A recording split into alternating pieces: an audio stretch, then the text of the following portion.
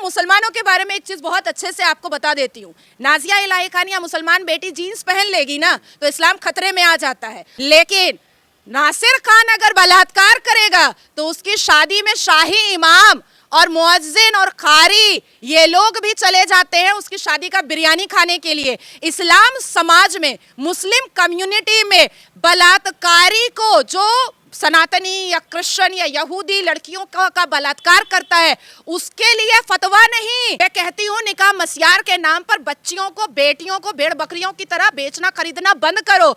मैंने अभी पढ़ा ला इलाहा इल्लल्लाह मुहम्मदुर रसूलुल्लाह, कुल वल्लाहु अहद अल्लाहु समद लम यलिद वलम यूलद वलम यकुन लहू कुफुवन अहद। मैं बन गई इंजीनियर, बन गई डॉक्टर। भारत में बैठा मुसलमान अब्दुल, मदरसों में खुद को छुपाया हुआ अब्दुल 3 औजार लेकर घूमता है।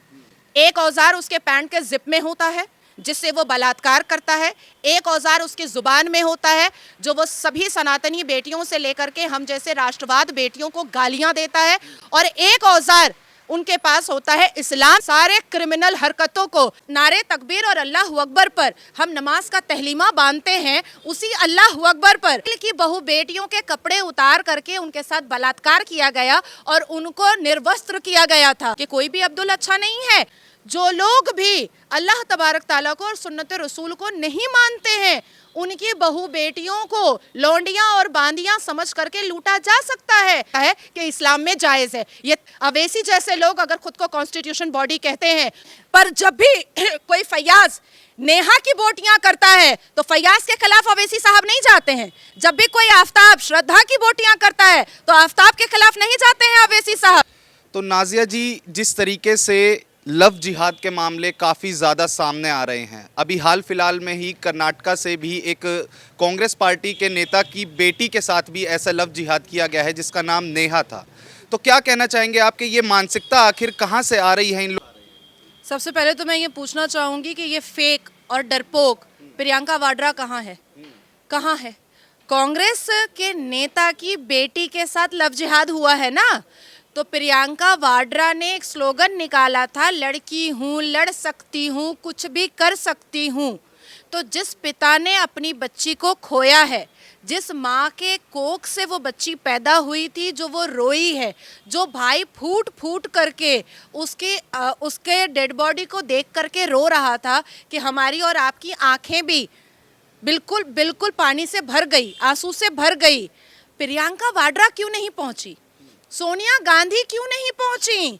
पहुंचना चाहिए था ना। देखिए, आप लोगों को ये जानना जरूरी है, ईव टीजिंग, मोलेस्टेशन, बलात्कार, murder is a part of जिहाद।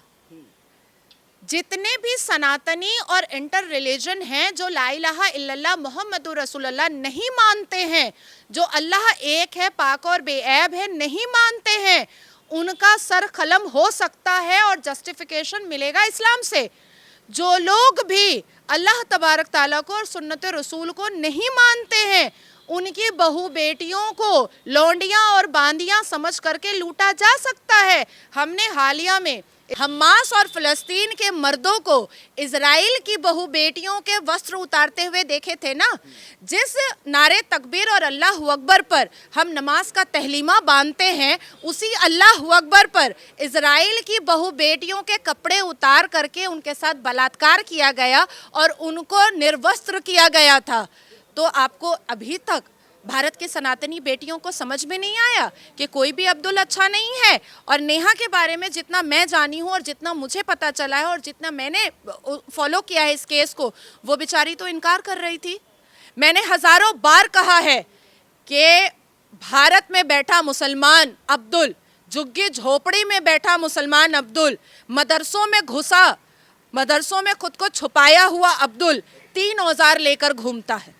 एक औजार उसके पैंट के जिप में होता है जिससे वो बलात्कार करता है, एक औजार उसकी जुबान में होता है जो वो सभी सनातनी बेटियों से लेकर के हम जैसे राष्ट्रवाद बेटियों को गालियां देता है, और एक औजार उनके पास होता है इस्लाम, जिसके जस्टिफिकेशन पर वो अपने सारे क्रिमिनल हरकतों को, सारी जंगजू आतंकी और जिहादी हरकतों को वो जस्टिफाई करता रहता है कि इस्लाम में जायज़ है। ये 3 औजार मुसलमान अब्दुल के पास जो है वो समझना पड़ेगा भारत के लोगों को, भारत के न्यायपालिका को और भारत में बैठे डेमोक्रेसी के टेम्पल जो पार्लियामेंट है वहां पर बैठे हुए लोगों को भी समझना पड़ेगा। अवैसी जैसे लोग अगर खुद को कॉन्स्टिट्यूशन बॉडी कहते हैं तो कॉन्स्टिट्यूशन के खिलाफ, यूसीसी के खिलाफ चले जाते हैं।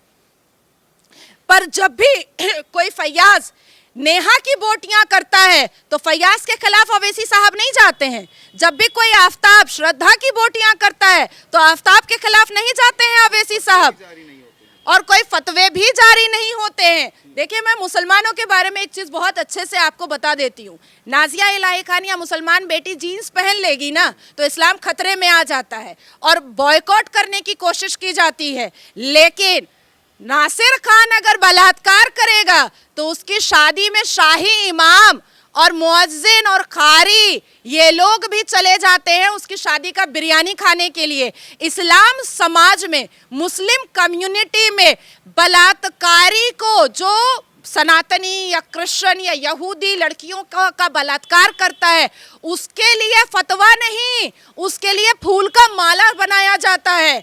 और अगर मैं एडुकेट हो करके 3 तलाक बैन करवाती हूँ, पॉलीगेमी हलाला बैन करवाती हूँ, मैं कहती हूँ निकाह मस्यार के नाम पर बच्चियों को, बेटियों को भेड़ बकरियों की तरह बेचना खरीदना बंद करो, तो मेरे ऊपर या इलियास साहब जो गंगा जमनी तहजीब को प्रमोट करते हैं उनके ऊपर फतवा जारी किया जाता है। जरा पूछिए मदनी से, जरा पूछिए इमाम बुखारी से, जरा पूछिए तौकीर से और जरा पूछिए अवैसी से ये बूम लेकर के कि नासिर खान बलात्कारी के ऊपर फतवा क्यों नहीं जारी किया, आफ्ताब के ऊपर फतवा क्यों नहीं जारी किया, फैयाज के ऊपर फतवा क्यों नहीं जारी किया, लारैब हाशमी के ऊपर फतवा क्यों नहीं जारी किया।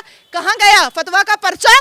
मतलब ये क्या होता है कि इस्लाम में बलात्कारियों को सर मत्थे बिठाया जाता है और शिक्षित मुसलमान बेटियों को पैर की एड़ियों में दबाने की कोशिश की जाती है। क्या? देखिए, मदरसे के अंदर क्या होता है, क्या होता है।